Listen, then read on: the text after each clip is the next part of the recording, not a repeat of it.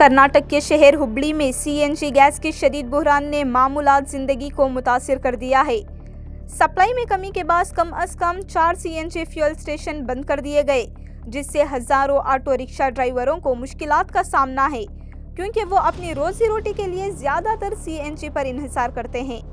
सूरत हाल इस वक्त मजीद कशीदा हो गई जब बड़ी तादाद में ऑटो ड्राइवर सीएनजी पंपों के बाहर जमा हो गए और गैस की किल्लत और अचानक कीमतों में इजाफे के खिलाफ एहतजाज किया।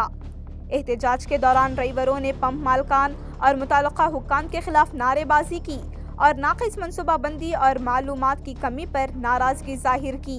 कई ड्राइवरों ने बताया कि वो घंटों तवील कतारों में इंतजार करते रहे, लेकिन आखिर में पंप बंद मिले। इस बुहरान ने शहर में पब्लिक ट्रांसपोर्ट को भी शदीद मुतासिर किया है, जिसके बाद रोजाना सफर करने वाले अफराद को भी मुश्किलात का सामना है।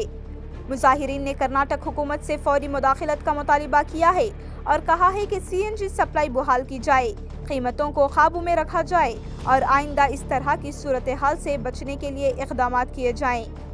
हुकाम की जानिब से ताहाल कोई तफसीली रद्द-ए-अमल सामने नहीं आया है, जबकि ऑटो ड्राइवरों में बेचैनी मुसलसल बढ़ रही है और ये मसला शुमारी कर्नाटक का एक बड़ा मुकामी मसला बन गया है।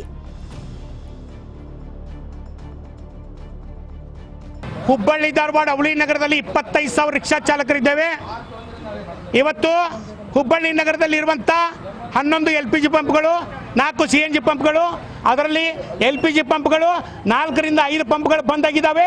ಇವತ್ತು ಪಂಪಿನ ಮಾಲೀಕರು ಸ್ಟಾಕ್ ಅನ್ನು ಇಟ್ಟುಕೊಂಡು ಇವತ್ತು 8ನೇ ಹಿಡಿದಲ್ಲಿ ಸ್ಟಾಕ್ ಇಟ್ಟುಕೊಂಡು ಆಟೋ ರಿಕ್ಷಾ ಚಾಲಕರಿಗೆ 65 ರೂಪಾಯಿ 70 ರೂಪಾಯಿ ಇದ್ದಿದ್ದು 85 ರೂಪಾಯಿ 90 ರೂಪಾಯಿ 100 ರೂಪಾಯಿಗೆ ಮಾರ್ತಿದ್ದಾರೆ।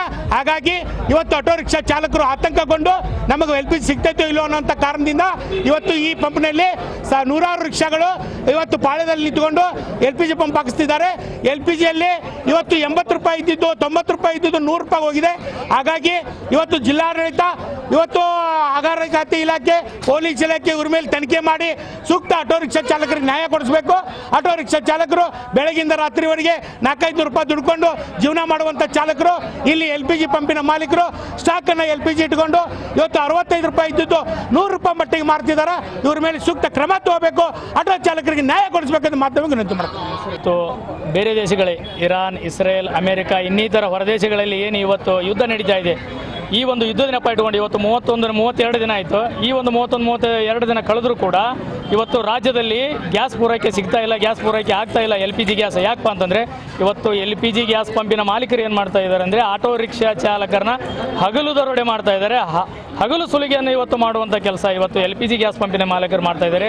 ಇವತ್ತು ಜಿಲ್ಲಾಡಳಿತ ಏನು ಮಾಡ್ತಾ ಇದೆ ಗೊತ್ತಾ ಇದೆಯಲ್ಲ, ಇವತ್ತು ಮಹಾನಗರ ಪಾಲಿಕೆ ಏನು ಮಾಡ್ತಾ ಇದೆ ಗೊತ್ತಾ ಇಲ್ಲ, ಇದಕ್ಕೆ ಸಂಬಂಧಪಟ್ಟಂಥ ಆಹಾರ ಇಲಾಖೆ ಇರ್ಬೋದು, ಮಹಾನಗರ ಪಾಲಿಕೆ ಇರ್ಬೋದು, ಪೊಲೀಸ್ ಆಯುಕ್ತರು ಇರ್ಬೋದು, ಇವತ್ತು ಈ ಒಂದು ಆಟೋ ರಿಕ್ಷಾ ಚಾಲಕರ ಮೇಲೆ ಇವತ್ತು LPG ಗ್ಯಾಸ್ ಪಂಪಿನ ಮಾಲೀಕರು ಏನು ಮಾಡ್ತಾ ಇದ್ದಾರೆ, ಇವತ್ತು ಸರ್ಕಾರ ಕೂಡ ಇವತ್ತು ಗಮನ ಹರಿಸ್ತಾ ಇಲ್ಲ, ಕಣ್ಣು ಮುಚ್ಚಿಕೊಂಡು ಕುಂದಿರುವಂಥ ಪರಿಸ್ಥಿತಿ ಇವತ್ತು ಸರ್ಕಾರ, ರಾಜ್ಯ ಸರ್ಕಾರ, ಕೇಂದ್ರ ಸರ್ಕಾರ ಇವತ್ತು ಕಣ್ಣು ಮುಚ್ಚಿಕೊಂಡು ಕುಂತಿದ್ದಾವೆ।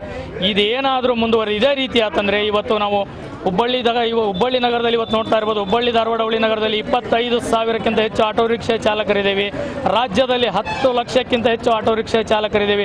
ಇದೇನಾದರೂ ಅಂತಂದರೆ ಇವತ್ತು ಗ್ರಾಮ ಮಟ್ಟದಲ್ಲಿ, ಜಿಲ್ಲಾ ಮಟ್ಟದಲ್ಲಿ, ತಾಲೂಕು ಮಟ್ಟದಲ್ಲಿ ಇವತ್ತು ಉತ್ತರ ಕರ್ನಾಟಕ ಆಟೋ ರಿಕ್ಷಾ ಚಾಲಕರ ಸಂಘಟನೆ, ಹುಬ್ಬಳ್ಳಿ ಆಟೋ ರಿಕ್ಷಾ ಮಾಲಕರ ಚಾಲಕರ ಸಂಘಟನೆ, ಹುಬ್ಬಳ್ಳಿ ಧಾರವಾಡ ಆಟೋ ರಿಕ್ಷಾ ಚಾಲಕರ ಒಕ್ಕೂಟದಿಂದ ಮುಂದೆ ಬರುವಂಥ ದಿನಗಳಲ್ಲಿ ಇದನ್ನು ಏರಿದ ಬೆಲೆ ಕೂಡಲೇ ತಳಗಿಳಿಸಲಿಲ್ಲಪ್ಪ ಅಂತಂದ್ರೆ ಇವತ್ತು ಸರ್ಕಾರದ ವಿರುದ್ಧ ನಾವು ಹುಬ್ಬಳ್ಳಿ ಧಾರವಾಡ ಬಂದ್ ಕರೆ ಮಾಡಿ ಅವರ ವಿರುದ್ಧ, ಸರ್ಕಾರದ ವಿರುದ್ಧ ಸರ್ಕಾರಕ್ಕೆ ಮುಟುಗೋಲು ಹಾಕ್ತೇವೆ ಅಂತ ಇವತ್ತು ಮಾಧ್ಯಮದ ಮುಖಾಂತರ ನಾವು ಇವತ್ತು ಅವರಿಗೆ ಸರ್ಕಾರ, ಕೇಂದ್ರ ಸರ್ಕಾರ ಇರ್ಬೋದು, ರಾಜ್ಯ ಸರ್ಕಾರ ಇರ್ಬೋದು, ಸಂಬಂಧಪಟ್ಟಂಥ ಇಲಾಖೆ ಎಲ್ಲ ಇಲಾಖೆಗೂ ಕೂಡ ಸರ್ಕಾರ ಕೂಡ ನಾವು ಇವತ್ತು ಆಗ್ರಹ ಮಾಡಿ ಎಚ್ಚರಿಕೆ ನೀಡ್ತಾ ಇದ್ದೀನಿ ಇವತ್ತು।